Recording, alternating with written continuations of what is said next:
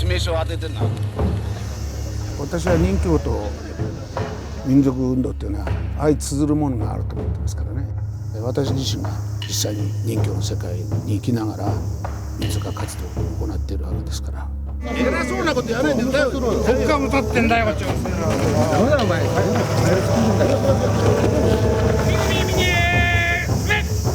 基本的に任教の世界に生きる人たちっていうのは日本の国の伝統だとか歴史というものを貫き通している国粋主義者だと思うんですよ。みんな暴力団という形で決めつけてで新しい条例だとか法律を作って壊滅させようというような魂胆なんでしょうけど。お金払ってくれりゃ神様お客さんがヤクザであろうかなんだろうかね。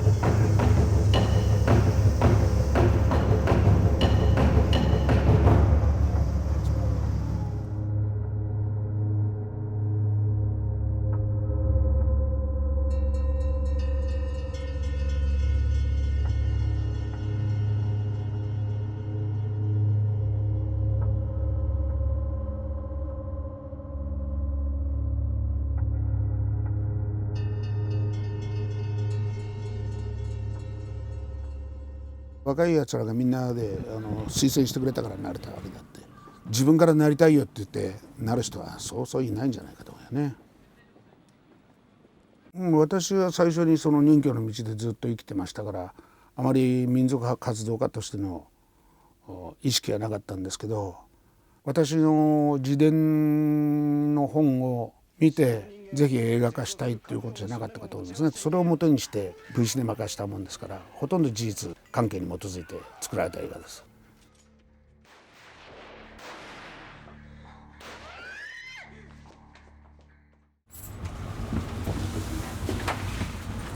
日本の周りに止められない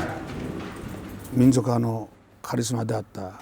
野村修介さんという人と知り合って民族派活動をやるようになったということです。偏向報道を正すということで朝日新聞の社長室に行って拳銃で自決した人ですよ。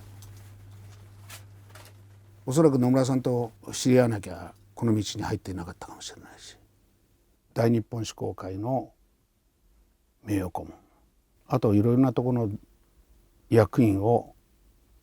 現在務めてますね。大日本史公会が昭和52年の10月に結成して、それと同時に国民協議会という団体を私が立ち上げたと。国民運動というものを盛り上げなければあの共産主義国家ソビエトは断じてこの北方領土を我が国に返してくれません。日本共産党はうるさい。取り締まりの対象だとかあるいは規制の対象に盛り込んでいる部分があるんで、じわじわとその任教団体に限らず民族派に対しても権力側がですね何らかの形で確かに今圧力をかけてきていることっていうのは事実じゃないかと思いますね。法律そのものはね別に区別はされてないと思うんですよ。ただその右翼団体を反社会的団体であるっていう定義づけるかどうかということにかかってきてるじゃないですか。でそれを定義づけた以上はこれを一方的に任教団体と同じような扱いにするというようなことで、実際に取り締まりがどんどん強化されて、この前あたりも確か新聞で出てたと思うんですけど1万人ぐらいの人たちがその会から離脱していったようなことが書かれてるわけですけれども、それじゃあその人たちが一体どういう職に就くのか、どういう国で構成する道を開いてくれるのかということは全く定められてないわけですよ。だから実際にそういうところから外れた人たちが一体何をやってどうしていくかということは警察も全部把握しにくくなると思うんですね。だからそういったことで目に見えないような犯罪っていうのが多くなる危険性っていうのは必然的に生まれてくるんじゃないかなと私は思ってますよね。孔子の言葉で仁義礼智信で、そこに俺がこうやってつけたのよ。仁というのは人に思いやりを持つこと、それから義は人として正しい道を歩む、礼は人に感謝を持って接する、智は人の道を学べ、信は人と腹から付き合い、これ5項目をよく頭の中に叩き込んでおけという教えね。我々は何といっても日本の文化とか伝統的なことを守り、また国の安全を守り、永遠の平和を願うというようなことが目的で一つの旗頭になっているのは皇室の威厳を守り通す、皇室に対して尊敬の念を持つということが我々の第一番に心がけておかなきゃならないことだなと私は個人的なんですけど思ってますね。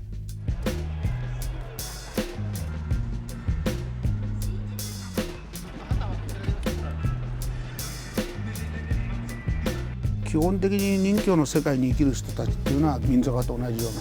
心意気を持ってて国粋主義者だと思うんですよ。日本の国の伝統だとか歴史というものを貫き通している団体だと思いますんで。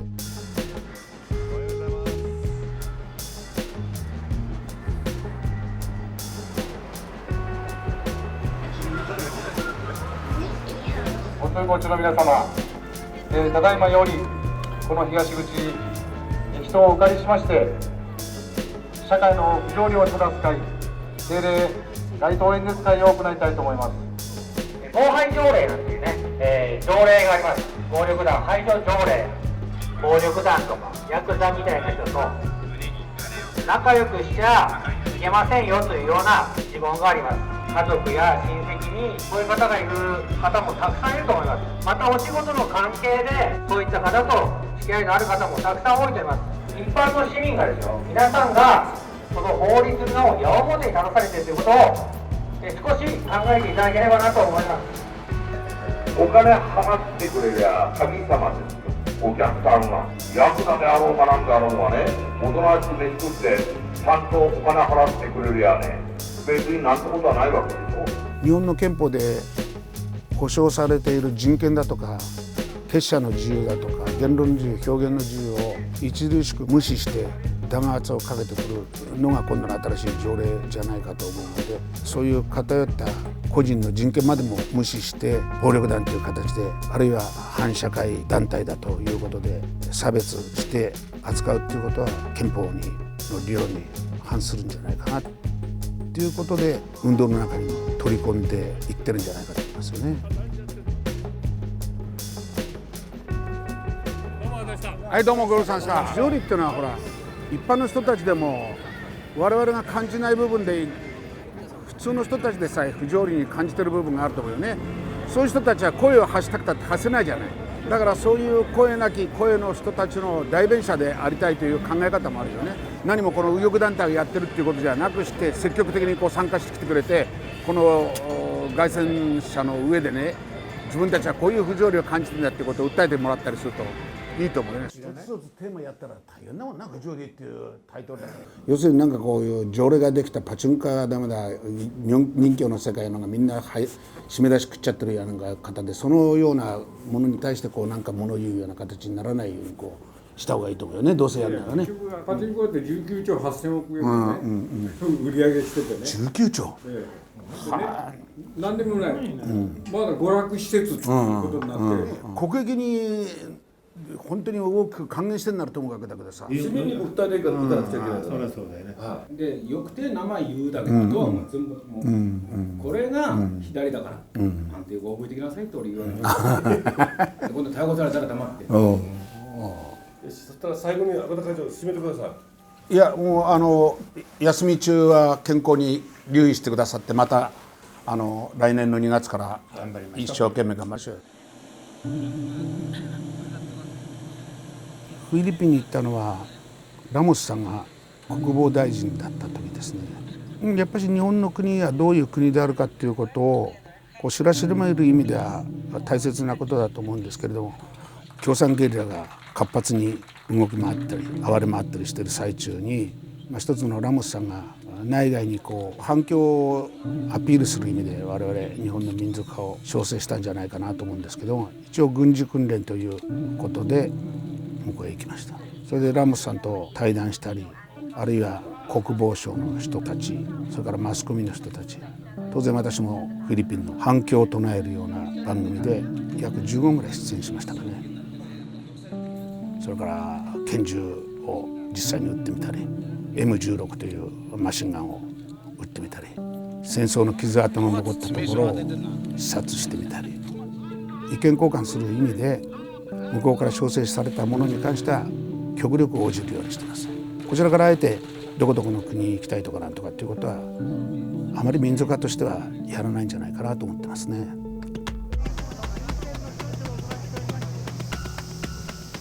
12月31日の大晦日には除夜の鐘が鳴ると同時に靖国神社を参拝して先の戦没者に対して敬意を表する意味で初詣を行います。それから8月15日には戦争が終結したということで痛ましい戦争によって亡くなられた人たちが祀られている靖国神社を参拝すると。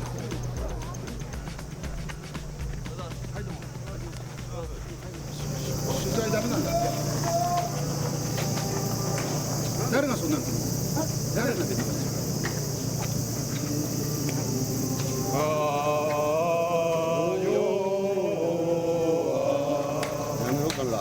カメラやめろ。偉そうなことやらないで気はもう歌えよ。君が歌えよ。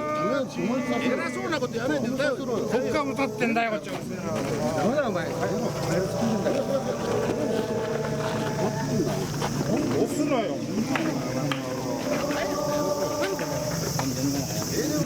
何時か分かんないと出したらいいの？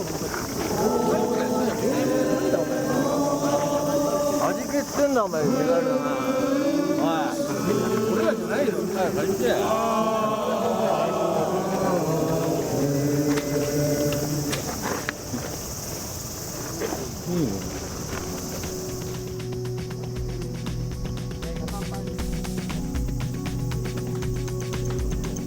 根底に眠っているものは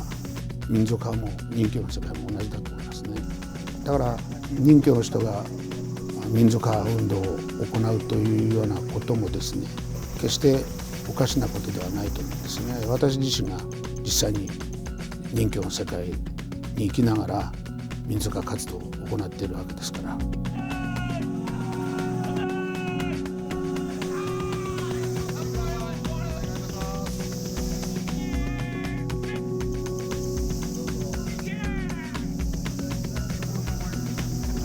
民族化っていうのはやっぱり日本の国を愛してですね、この日本の国が繁栄と平和であることを願って日夜活動しているという団体だって、決して戦争に突入するような道が開かれてくるということは考えてないと思いますよ。例えば靖国神社行けば軍国主義だとかなんとかなんと言うけど、あそこに眠っている人たちに心の底から敬愛を示してお参りするっていう、そういう精神を持った人たちだと思います。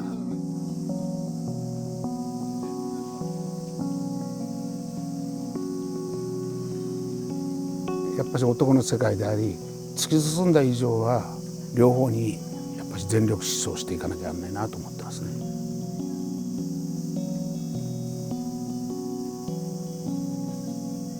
任教の将来っていうのは取り締まりを厳しくしてもですね、任教の精神を持ってるっていう人たちが完全に消滅してしまうってことはないと思いますよ。それはなぜかというと、日本精神というものをその人たちはいつも心の中に抱いてるわけですから、それが崩れるということは日本がもうめちゃくちゃになっていっちゃうということにつながっていくと思いますよ。それは民族化にしても任教の世界にしても全く同一だと思いますよね。日本の国のためにね、何らかの形で貢献してるんじゃないかなと私は思ってますよ。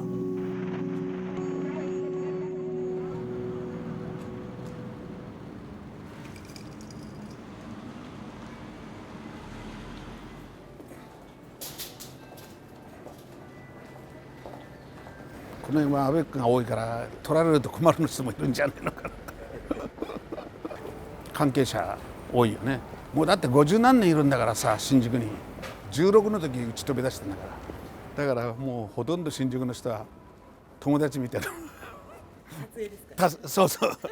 そう、ケーキ屋さんなの。ここで作ってるの。ねえ、ねえ、はい、ありがとうございました。だからあれでしょう、こうやってずっとあれしてても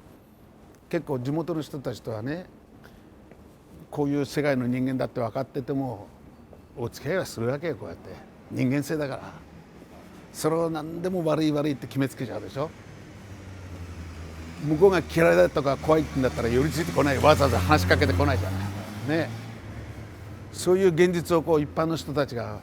分かってくれないね。地域とこう密接な関係にあるっていうことをね、みんなそうだよ。